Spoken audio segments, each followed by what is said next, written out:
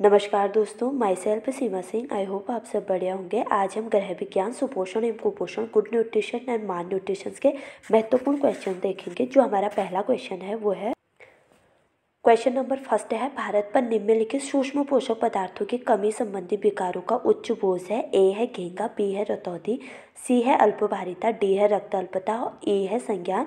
तो जो इसका राइट आंसर है वो है, भारत में जो सूक्ष्म पोषक पदार्थों की कमी से जो रोग देखने को मिलता है, ए है घेंगा।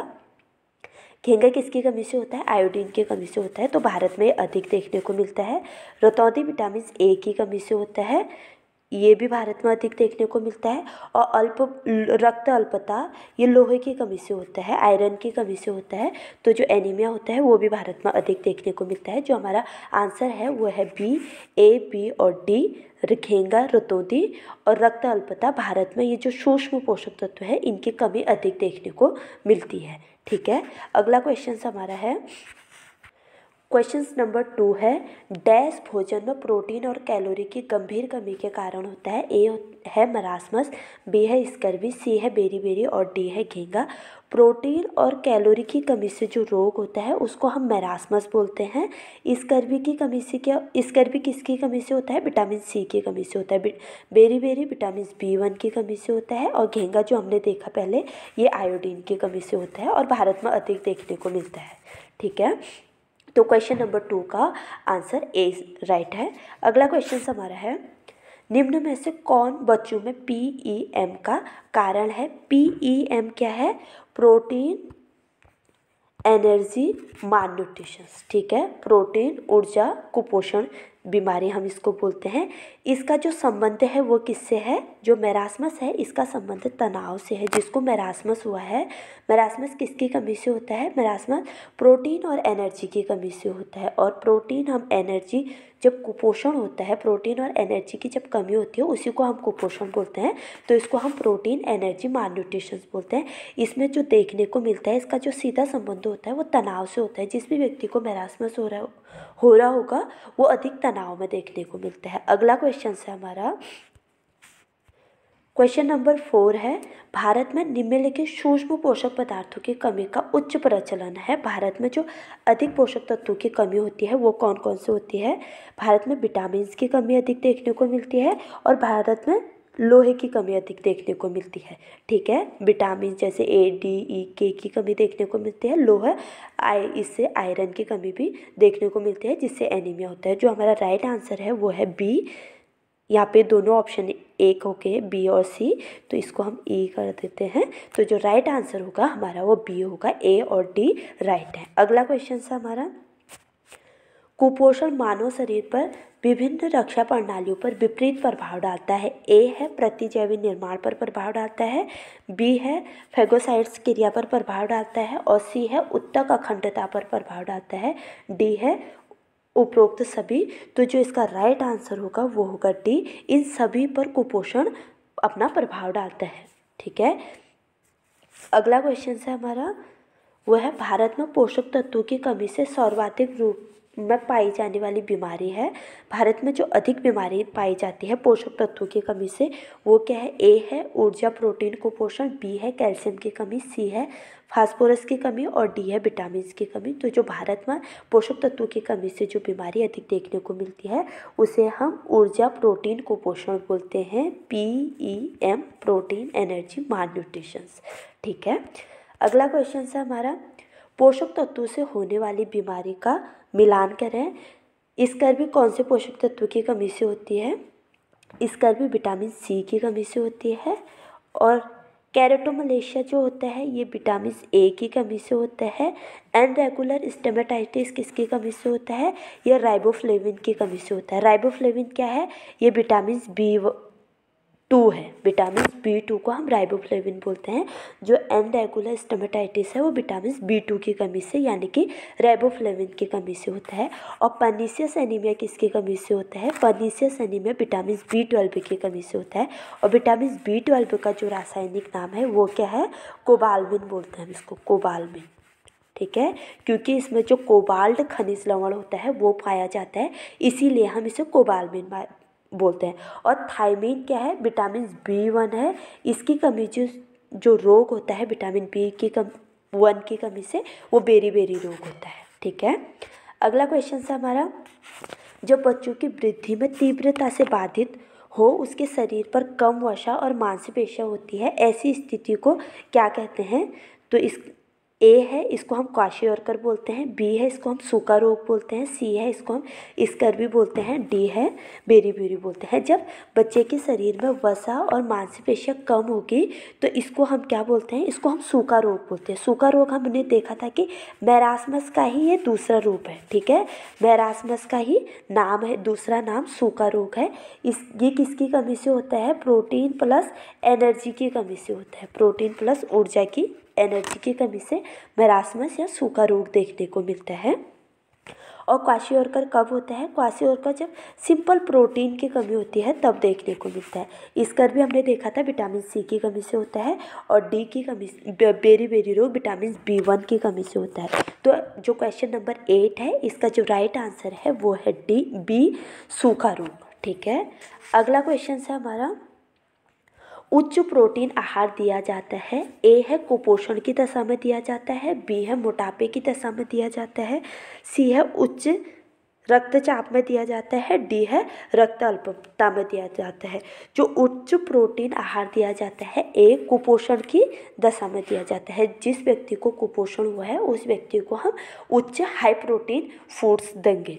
ठीक है, अगला क्वेश्चन है हमारा, मैरास्मस बीमारी पाई जाती है।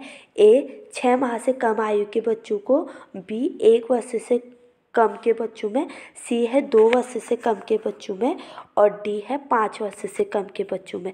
तो जो मैरास्मस पाया जाता है वो 1 वर्ष से कम के बच्चों में देखने को मिलता है, और इसको हम सूखा रोग बोलते हैं। 1 वर्ष से कम उम्र के बच्चों में मैरास्मस देखने को मिलता है, इसी को हम सूखा रोग बोलते हैं।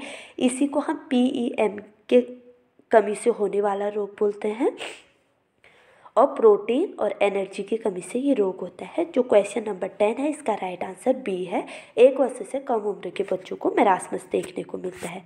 अगला क्वेश्चन है, मैरास्मस से प्रभावित बच्चा चिड़चिड़ा होता है क्योंकि वह, ए है कमज़ोर होता है, बी है वह सूखा होता है, सी है वह गुस्से वाला होता है, डी है इनमें से कोई नहीं।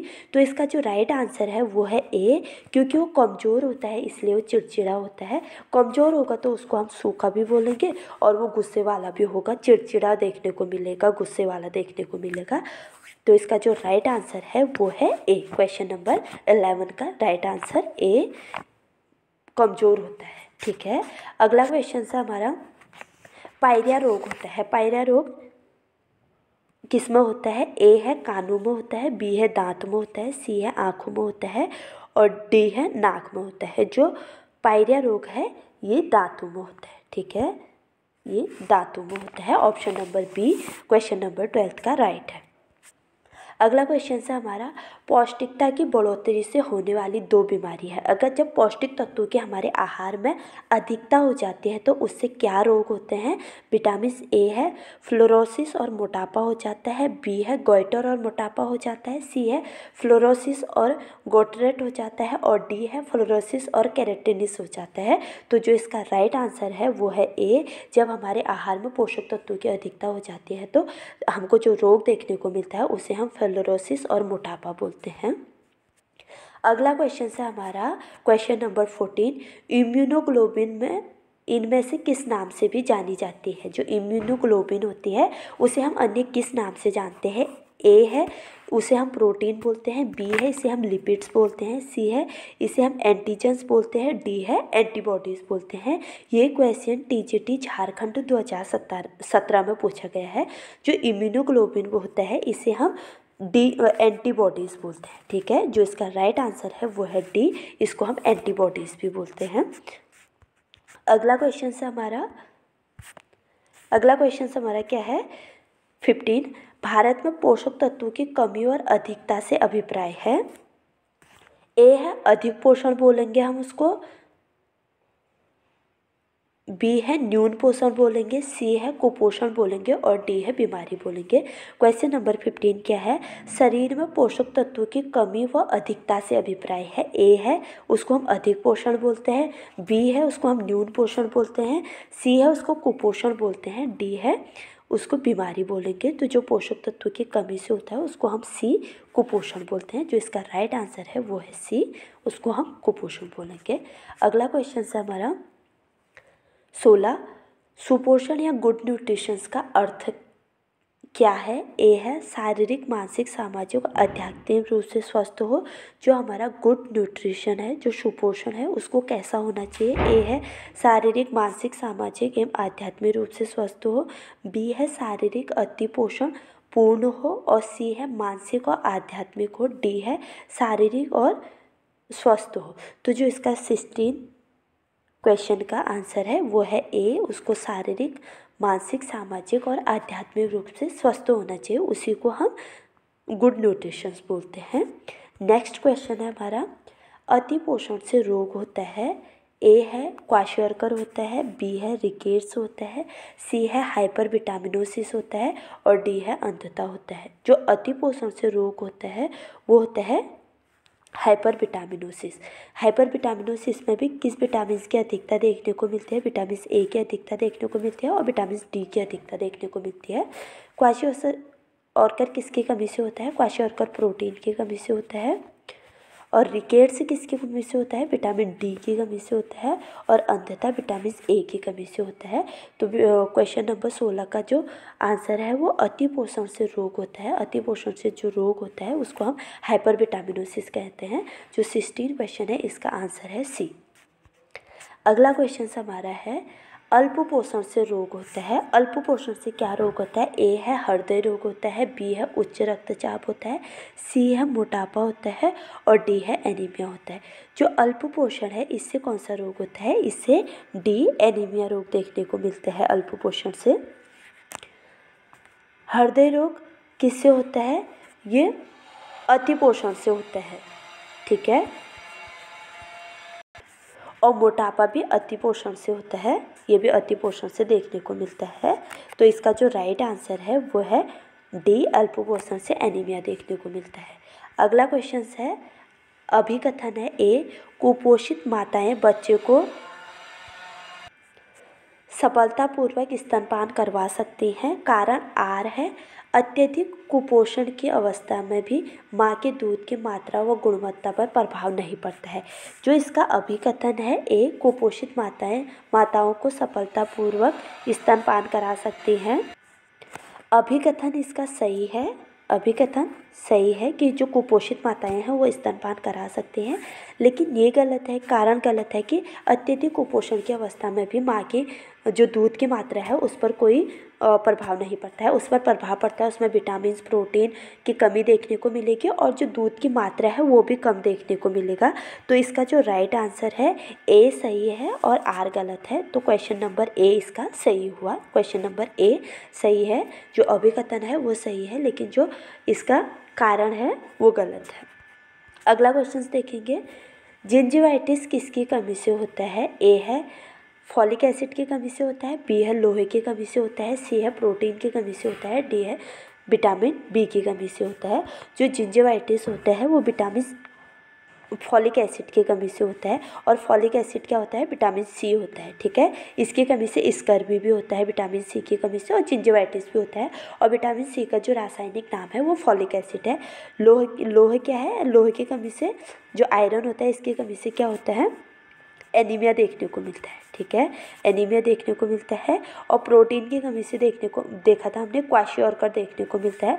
और विटामिन बी की कमी से, विटामिन बी जो है उसकी कमी से बेरी-बेरी रोग देखने को मिलता है, ठीक है। विटामिन B1 की कमी से बेरी-बेरी रोग देखने को मिलता है। अगर आपको मेरी वीडियो पसंद आए तो प्लीज़ लाइक, शेयर, कमेंट और सब्सक्राइब करना ना भूलें। मिलते हैं अपने अगले वीडियो में, तब तक के लिए बाय।